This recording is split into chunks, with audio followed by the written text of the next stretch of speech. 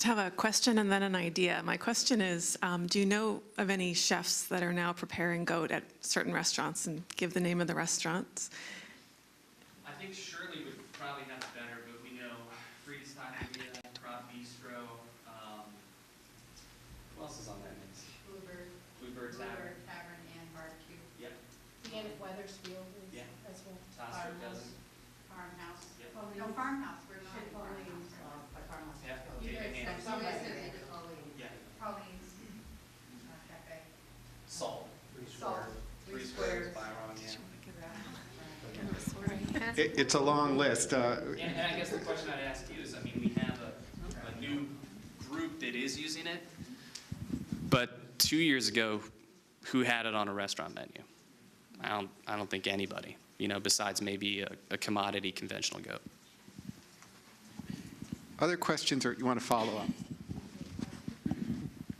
And then just a quick idea, perhaps there could be a survey done of customers who buy raw goat's milk in Vermont, how they would feel about eating goat's meat. I worked part-time at Green Mountain Girls Farm in Northfield this summer, where they have a goat dairy, and they were constantly pushing their goat meat from their dairy calls on the milk customers, and so that was a way of connecting people to a new meat source.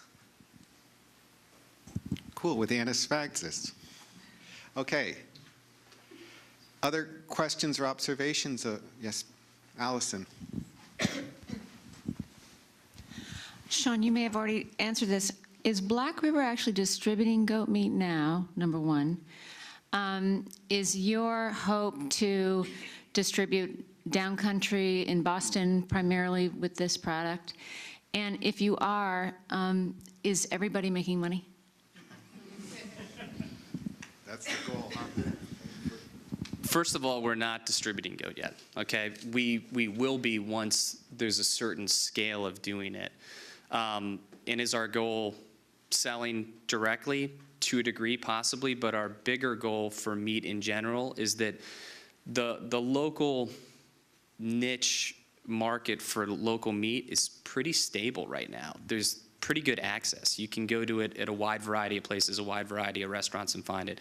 We're looking primarily to target new markets, okay? And to do that, it means you got to get product out there, you have to get relationships out there, and one of the things with being a meat distributor is you have to have a broader portfolio. So we know if we go after a natural foods market that's down in Western Massachusetts or Rhode Island or somewhere else, that we can go to them and say, we can get you chicken, pork, beef, lamb, goat, quail, duck, that we have that big broad, so it's more enticing for them to do business with us than, hey, you're going to call us every week and then you're going to bring down 2 goats. It is much easier for us to go down and bring $5,000 worth of product. Great, thank you. Other observations on processing and distribution, other challenges or things that you see on your farm or in your operation? Yes, ma'am. One of the things that's come up for me in this discussion, in part because of what Alan was saying, related to the new American market. It is true that the holidays are very important times, and certainly our farm will never be productive enough to supply all the huge demand that comes in those big lumpiness pieces around the holidays. And our farm intends to have a custom exempt slaughter facility because that's what people really want, especially around the holidays, is to be able to slaughter their own animal in their own tradition and connect in that way to the land and the production side of things. So I'm thinking that potentially one role that we could play would be to connect the rest of you to the new American market and sort of let you know when those holidays are coming up and eventually come and collect from you so that you don't have to deal with a lot of independent purchasers who want one animal and probably don't speak English and so on and so forth. And potentially we could play that intermediary role to try and connect some of those pieces of the market. Terrific. Sir. Just a quick question for Sean. Two questions, actually. One, sort of what's your timeline for developing a market if you're looking broader? And then also at what level is sort of your minimum scale for getting into a new product category? To develop a market, I would say the biggest thing is so many people come to a distributor and they say, here's a product, sell it. And the reality is you sell your own product. You go out and you build the market. It's just when they say, hey, this is great, I love it, it tastes perfect, I want to buy it, you say, pick up the phone and call this guy and it's here tomorrow. So, I mean, that's what the marketing still always happens on the business end. I mean, most producers still drive around and talk to their customers. If you ask a Mark Boyden or ask, Jasper Hill, they know their customers. Even though they go through distributors, they still know who they are.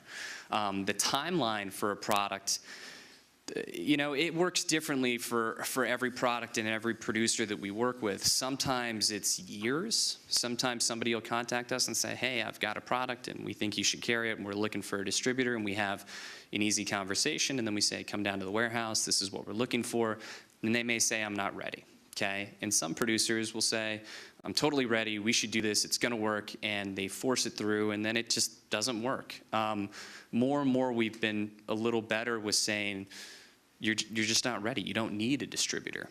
So take, for example, Vermont Salumi. So Pete is, he's a great customer of ours. He buys pork from us. He buys pork from individual producers and does really well and puts out a high-quality product. And we have conversations every month where it's like, are you ready for a distributor? No. Everybody pays on time. I don't need a distributor. I can move product through existing distribution channels, and everything's okay. So I think most producers are conscious of that, but then you look at Joe Boston from Vermont Bean Crafters, who says, I want to do a bean burger. Before he ever launched his product or created his product, he was kind of doing it at farmers markets, and he had contacted us and said, I want to go through the process of really understanding what a distributor needs to work with a product. So it's different for every case. Thanks. Len? Paul, I'm going to put my next Wednesday hat on. The Vermont Ag and Forest Products Development Board is going to be taking up this very subject in the January meeting, because you guys are out of town next week, so we can't start. But my question to everybody is to follow up on what, excellent presentation that you just made, Sean. We would like to get input from you and others on what we should be considering from a policy recommendation standpoint that can help facilitate this process. So tuck that away. Yeah, the Ag and Forest Products Development Board is sort of on point by statute to report to the legislature and governor on next steps for ag policy. So if there's key things, you should always be in touch with Len. Sean brought up how finding slaughter dates can be an issue when raising small animals. And at the Royal Butcher, we've made some big steps in putting in a small animal cutting room and kill floor to kind of ease to ease our business crunch, especially this time of year, and to help small animal producers. So we're here to help you. And excuse me, we've done a lot of research in the past year or so about why we charge what we charge for processing small animals, for kill only and for kill and cutting. So if you have any questions about that, you can contact the Royal Butcher, and we'll try to help you as much as we can and try to provide you with slaughter dates that work for everybody. And I'm sure everyone here appreciates what you do, and it's very great that you're here today. Other comments? Just a quick follow-up on the couple of comments that have been made about different processing channels to get your animal to market. I think that I've heard conversation that talks about it's kind of two different markets, one a lower value, maybe higher volume potentially product that's going to urban areas, and the new American market. That market probably isn't going to be able to support the commercial processing fees that Royal Butcher has to get to stay in business. You're going to get close to that $2.50 a pound just in processing fees. So I think that it is great to look at some of the custom exempt, especially if you are working directly with producers. But we may never be able to meet that very low volume urban consumer in New York City with a Vermont goat product, just because of our scale of processing here in Vermont and what those folks need to charge. So thinking about that higher value market for goat meat, working through those commercially inspected channels, I think, is important. And then what values can we put behind that to charge the price that we need to charge? So consistency, having good feed that makes good meat that consumers are going to want to keep coming back for, and paying the true cost of production and processing, I think is important. Thanks, Chelsea. Other observations on processing and distribution or questions? I'm not sure it's legal for you guys, but in New York, we allow humane on-farm slaughter, which has worked very well for us. We also have made some really good friends and customers, and we don't have an issue with that. We've also done some farm-to-table events, some which have been free, some which have been minimal charge. You buy tickets, which entitles you to like an ice cream cup from different chefs in the area that are using the lamb, the goat meat, the whatever. You get samples.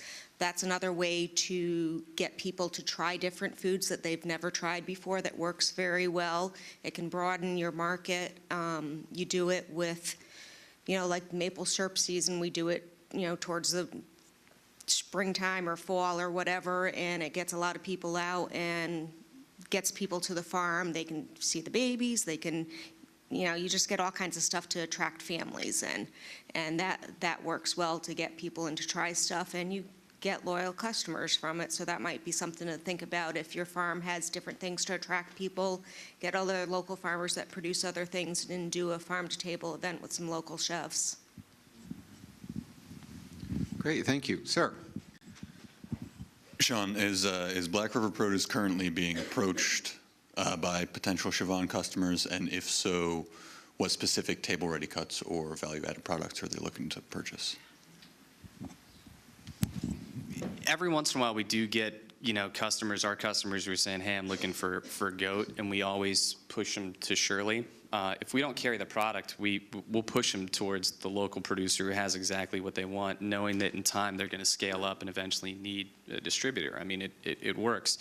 So I would say that chefs, retailers who contact us, I would say that they want to make, the biggest thing is they're not necessarily, chefs in particular can work with any cut as long as it makes them money, as long as they don't go broke doing it.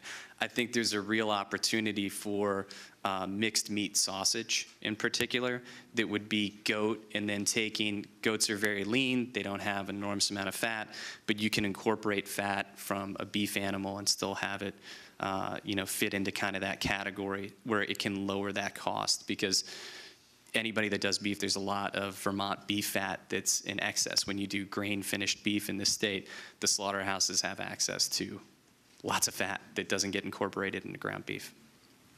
Great. Last question or observation? Yes. Sorry, this is a little bit of a long question, sorry, but I'm just curious if any of your current customers of like beef or pork, if they require like people to go through pork quality assurance or beef quality assurance, something like that. And I know that there's the American Sheep Association has like sheep quality assurance kind of guidelines, but I don't know if there's anything like that for goat. I haven't looked, and I was, just thinking if that might be useful. Assurance. It's like a standard. In the land of Vermont livestock, you shoot from the hip. That's what we do best up here. You work with the producer, you try to understand their feed protocols, you try to understand their raising standards, you try to get them to write it down on paper, you try more than anything to get them a third-party audit from somebody who's outside the box. NOFA does a great job working with producers one-on-one to make sure that there's some kind of consistency with it, but we will take on a livestock producer who doesn't have all that stuff written down as long as we can go out there and they can explain it to us. So we went and saw pigs a couple weeks ago, we went and saw dairy beef a couple weeks ago, and that is really just walking through their program and saying, here's a five-page packet that we put together for producers. You're not going to do it all in one day. Think about it. Think about writing down what you feed your animals, how you load them onto a trailer, how you take care of them. But as far as a giant quality picture, we don't have that in place, and I don't know if we're at a scale where it justifies getting it in place yet. Your buyers aren't asking for it. Our buyers is in customers. They're more focused on Let's take beef, for example. We have one beef producer whose beef is very, very big. It's grain. It's super fatty. It's delicious. It tastes like Western beef. And it's very consistent, but it's very expensive. We have, another beef producer who's a little inconsistent, and the customers let us know, hey, I'm looking for consistency. When that New York strip comes back, I'm not going to buy this product again, so what's going to keep that from coming back? So we're very open with them, and we deal with this stuff every day. The producers that we migrate to and depend on more and more, and we encourage to scale up, are the ones who produce a consistent product. So we may get pigs from a producer that might go from 196 to 295 pounds that week, but our slaughterhouse cuts them the right way, so they at least look consistent, and that variability to the restaurant is okay. It's acceptable. It's a value of acceptance.